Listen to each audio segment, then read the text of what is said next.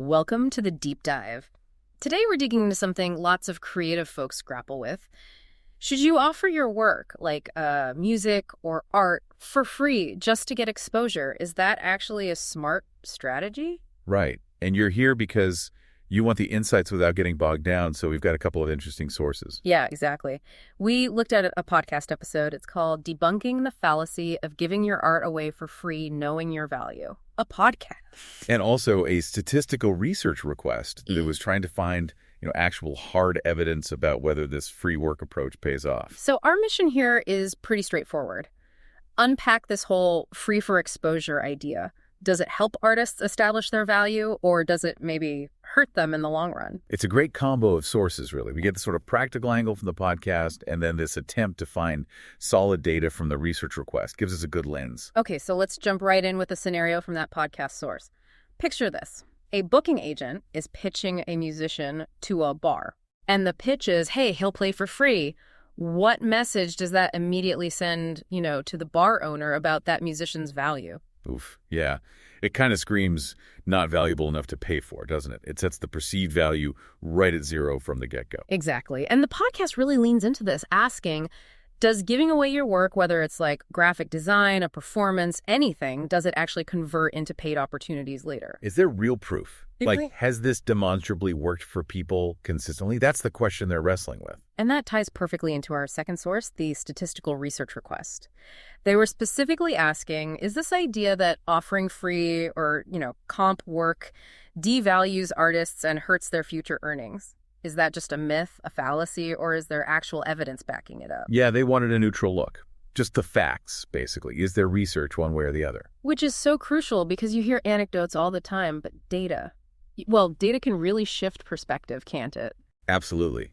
And that research request really captures that tension that push-pull creatives feel. You need the visibility, but you don't want to be seen as, cheap. Right. So the podcast source offers some advice on this. They talk about building a local presence without just giving everything away. They really hammer this point about artists needing to, know their own value. Mm-hmm. It's about believing in your worth even when the market's crowded. So how do they suggest doing that instead of just playing free gigs all the time? Well, they mention things like really connecting with the local scene, maybe collaborations, using social media smartly, offering something unique beyond just the free performance itself, building a relationship, basically. Okay, building that relationship makes sense. Yeah. The podcast also made this interesting observation. They talked about super talented artists who never quite, made it big. Yeah, I remember that part. And they wondered if maybe there was a kind of blind spot there related to self-worth. Like maybe this habit of giving away valuable work played a role. It definitely raises that possibility. Does consistently offering free stuff signal, maybe subconsciously, that you don't fully value it yourself? Could be. And they use this great analogy comparing it to walking into a nice restaurant. Oh, yeah, the restaurant analogy. Right. And demanding a fantastic free meal, top service, the whole deal, just in exchange for maybe leaving a good review online. Unless you're like a massive food critic or a celebrity, that's just not going to happen. It sounds absurd when you put it that way. Totally absurd. So the question becomes, why do we sometimes treat creative work differently? Why is that expected to be free? Exactly.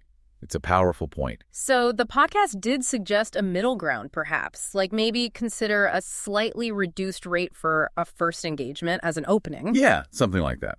But the key was not making free the default setting. It should be a deliberate, strategic choice if it happens at all, not just the standard way you operate. Free should be the exception, not the rule. Got it. Precisely. So you see this core conflict, right?